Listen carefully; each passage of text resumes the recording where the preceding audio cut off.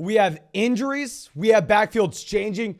We have a lot to talk about. Like, I'm not even going to dive into, Justin Jefferson, CeeDee Lamb, Amon-Ra St. Brown. They scored a lot of points. You know they're great receivers. There are a couple other guys like Hopkins. They scored a lot of points. We can talk about them in another video. Not this one. We have too many important changes that are being made. But before we get into it, go down there, drop a like on this video. Subscribe to the channel if you play fantasy football. You know we live stream every single day. I've not missed a day of live streaming in over 150. And also, if you have any questions, feel free to drop them down there in that comment section. And in that comment section, you can find a link to Underdog Fantasy. On Underdog Fantasy, you can check out all these cool player props. And when you sign up with promo code FLOCK, they're going to match your first deposit, dollar for dollar, $200.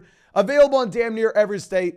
What I really like for Monday night will be the Jalen Hurts less than 30.5 pass attempts. Hasn't hit this in like a month. And on top of it, they're 11.5 point favorites against Washington. I don't think they're going to have to throw the ball in the second half.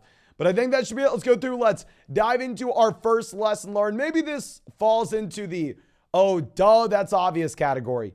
But Justin Fields, running back 1 overall. I'm saying it. Justin Fields, dear God, from a real life perspective, maybe the Chicago Bears aren't winning football games. Who cares? From a fantasy football perspective, Justin Fields comes out and yet again dominates. I mean, this man comes through and has 147 rushing yards, 2 rushing touchdowns. He has 2 passing touchdowns as well.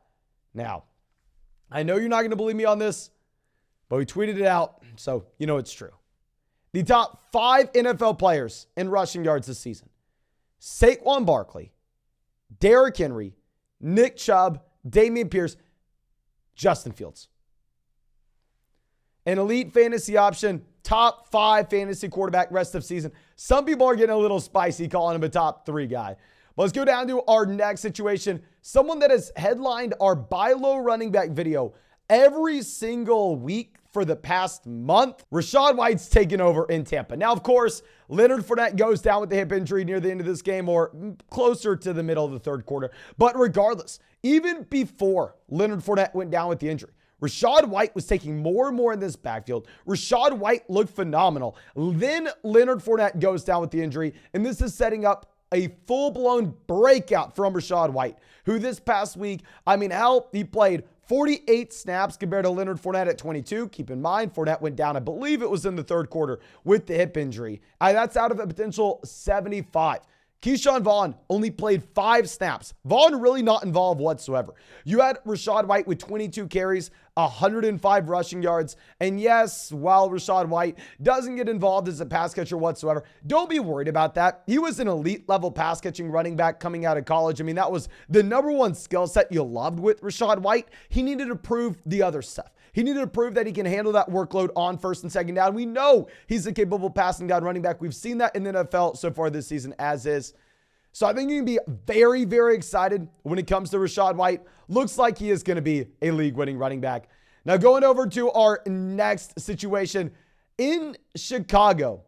Khalil Herbert going down. David Montgomery also looks like he may be stepping up to be an elite level RB. Now, going back to what we were talking about with Justin Fields. Okay, David Montgomery may not be the running back 1 in Chicago. Justin Fields may take that crown, but David Montgomery is still going to be a phenomenal option. With David Montgomery this past week, the underlying numbers don't really show it. You have 9 carries, 37 rushing yards. David Montgomery only had 1 target as well. I know David Montgomery did not really score you any fantasy points. David Montgomery didn't do much. But with Khalil Herbert going down, I think that at this point, we can assume Montgomery's a lock to be seeing 85% of the snaps for the Chicago Bears offense. The man only had 9 carries this past week. But if you were to go through and give him the Khalil Herbert workload as well, you're looking at a running back room that has 19 carries to go with it. We know Montgomery can get involved as a pass catcher. So Montgomery skyrocketing alongside Rashad White with the injuries elsewhere. Now, going over to the Detroit Lions, we'll look at a running back that I don't want to say continues to fall. I just want to give an update. We said DeAndre Swift is a running back with rest of season upside, but we cannot be starting him anytime soon. You cannot start DeAndre Swift until we see a change with his opportunity in Detroit. That change has not happened yet. With DeAndre Swift, the man played 19 snaps. You had Justin Jackson playing 17, Jamal Williams playing 25. This has turned into a 3-man running back by committee in Detroit. I don't care what the final stat line was. I don't care how many points scored in this game. DeAndre Swift still not startable until we see otherwise. Still think he has upside rest of season, but I mean, dear God. Now going over to Cleveland, we have a couple takeaways with the wide receivers.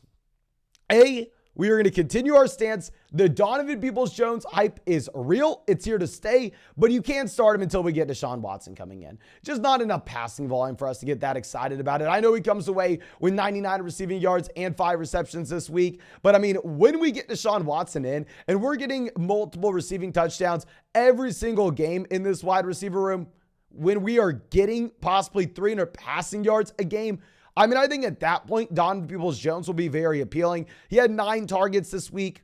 Obviously, the 99 receiving yards. Now, going over to Amari Cooper, I'm going to show the game log here. And what I want you to focus in on, the home-away splits. Go through and look at every home game for Amari Cooper and every away game. He is a completely different player. It is the weirdest thing ever. This week in Miami, I mean, no surprise, the man disappoints on the road yet again. He has 3 targets, 3 receptions, 32 receiving yards. You know, we have been nonstop talking about the upside Amari Cooper has for later on the season because we'll get Watson in and also his playoff schedule. He has a great playoff schedule plus 2 home games. So I still like Amari Cooper, but I don't know if we can play him with another away game unless we get Watson in here.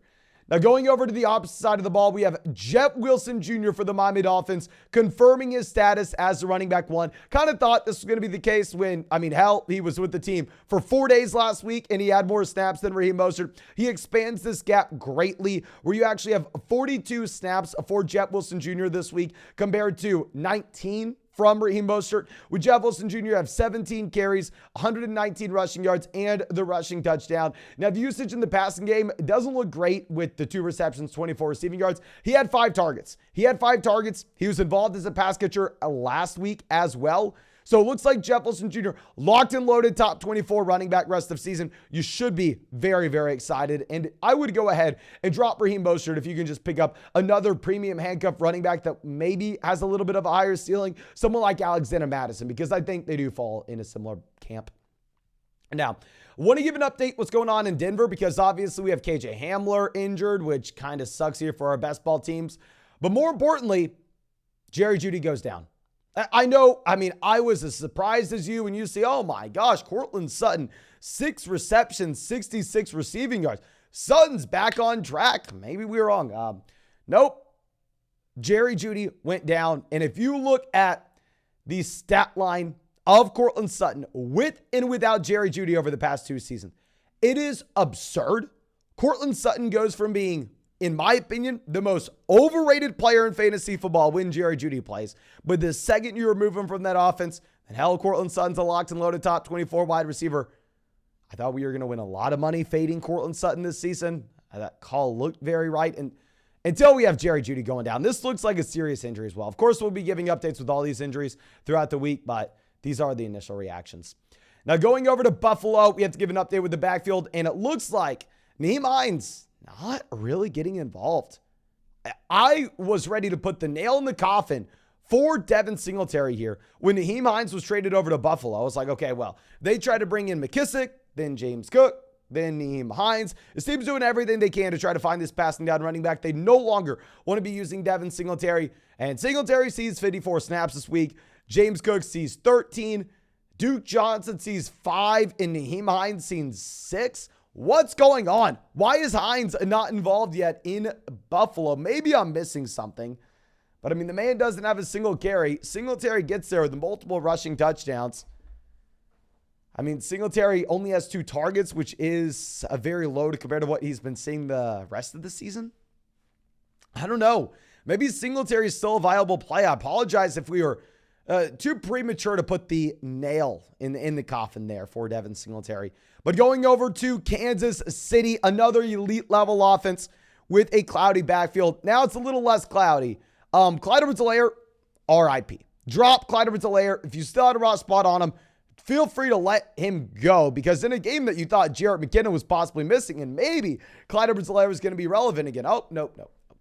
Isaiah Pacheco comes out, dominates as a starting running back. Isaiah Pacheco, 16 carries, 82 rushing yards. Hell, you have Jarrett McKinnon with only 1 carry. And then you have 0 for Clyde Edwards-Helaire. Isaiah Pacheco is the full-blown starter here in Kansas City. I mean, if we're looking at the snaps, Pacheco, 35 snaps compared to Jarrett McKinnon at 24. So keep in mind, you have Isaiah Pacheco more as the first and second down running back and Jarrett McKinnon as that third down option. But this has gone from being a 3-man running back by committee to now a 2-man running back by committee, where Isaiah Pacheco is actually someone that you can look to start. Now, going over to another 3-man running back by committee that I want nothing to do with, the Los Angeles Rams. Please just avoid them. I understand you had a lot of people telling you, oh, Kyren Williams is so great, Kyren Williams is so exciting, blah, blah, blah.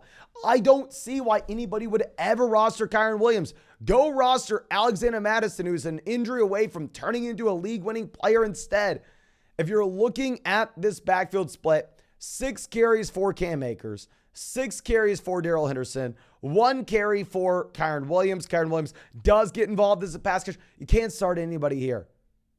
I mean, maybe if the Rams were the number 1 offense in the NFL, then sure, you can get excited about a 3-man running back by committee. But since Cam Akers has come back into this situation, like, dear God, please avoid everybody you can in Los Angeles.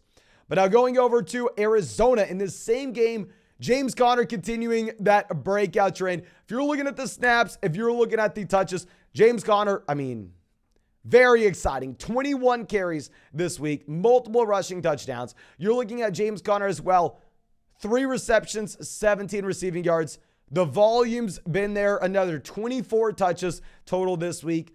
I mean, if you're getting this kind of volume from James Conner, even if I don't love him coming into the season, clear buy low guy, because the touchdowns were eventually going to come, very similar to Chris Godwin this week. I mean, if you continue to get this type of volume, you're eventually going to find yourself in the end zone like James Conner does. Now going over to our next spot. Oh, thank God.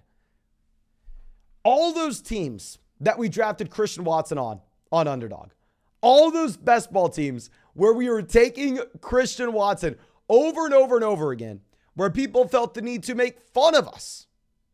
The joke's on you.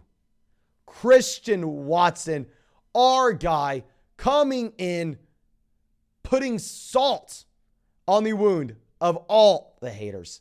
I mean, 4 receptions, which kind of whatever. 107 receiving yards and 3 receiving touchdowns. I know a lot of people are going to say, oh, well, Mason, the volume's not there. He had 8 targets. Aaron Rodgers only threw the ball 20 times. He had almost 50% of the targets in Green Bay. Christian Watson could easily be a league-winning player. We were saying coming into the season, before the hamstring injury, back when Watson was being drafted as the wide receiver 3 in Green Bay, that he could be the wide receiver 1. I cannot be more excited. I don't think this is a fluke. Christian Watson was a great prospect, a better prospect than Romeo Doubs, a better prospect than Allen Lazard. He had the hamstring injury in training camp. He had another hamstring injury to start the season. He had a concussion in the middle of the year. Finally gets his opportunity. I just could not be more excited. I know this isn't helping much people other than go pick up Christian Watson off the waiver wire. And Allen Lazard maybe does not look that exciting. Now, the number 1 takeaway, the number 1 most exciting thing I'm going to see. Jonathan Taylor's back, baby. Jonathan Taylor. 60 snaps out of 64 total snaps for this offense. Jonathan Taylor, 22 carries, 147 rushing yards. Now, of course, I mean, this is a chunk play. He gets 66 rushing yards in a single game, but a rushing touchdown as well. You have no Deion Jackson. I mean, I am just so happy to see Jonathan Taylor back. I felt very bad for telling everybody over the past month to trade Ramondre Stevenson for Jonathan Taylor, to trade Leonard Fournette for Jonathan Taylor. I was so worried he was not going to come back the rest of the season. But the man, 150 rushing yards. I will say, we took the less than at 95.5 total yards for JT on Underdog this week. That prop did not hit for us. We got crushed with props this week on Underdog. But from a fantasy football perspective, oh my gosh, I cannot be more excited. I think that should be it. I really wanted to focus in on all the backfields that were changing and the injuries that we had today as well. I feel like those are the most important things to talk about. Of course, you already know Justin Jefferson, CeeDee Lamb. Like, these guys are going to score a lot of fantasy points. But I think that's all I got for you. Of course, if you enjoyed it, please go down there, drop a like, subscribe to the channel if you play fantasy football. Feel free to go down in the comment section. Tell me, Mason, you have no idea what you're talking about. You're the dumbest person I've ever seen. Feel free to leave those comments. I love them. And if you want to check out any of these player props on Underdog Fantasy, you can find that link in the comment section. Find it in the description. When you sign up to Underdog Fantasy with promo code FLOG, they'll match your first deposit dollar for dollar up to $100. Deposit $10. Immediately have $20 in your account. Available in damn near every state. I really like the Jalen Hurts fewer than 30.5 passing attempts, but full transparency, I got smoked on props this week. I think that should be it. Of course, thank you so much for everything. Really hope you have a great night. Really hope that you had a phenomenal Sunday. And I hope we get to see you in the live stream Monday night.